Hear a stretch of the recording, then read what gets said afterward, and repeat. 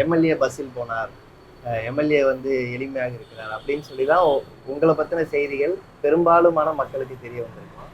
நான் வந்து எம்எல்ஏவா அறியப்படுறதுக்கு முன்னால என்னவா இருந்தீங்கன்னு அரசியல் எம்எல்ஏவா அறியறதுக்கு முன்னாடி எனக்கு ஒரு கருத்து இருந்தது.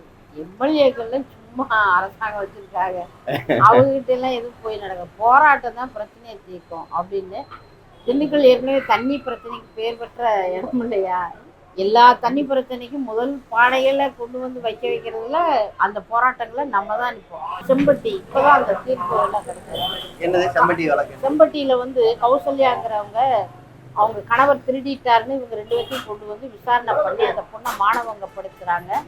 அவங்கள வந்து கிணத்துல தற்கொலை பண்ணிக்கிறதுக்காக போய் விழுந்துட்டாங்க. விழுந்து கைகாலெல்லாம் உடஞ்சு அரசாங்க ஆஸ்பத்திரியில் போட்டிருக்கப்போ 2001 நான் மாத சங்கத்தினுடைய மாநில துணைத் தலைவர்.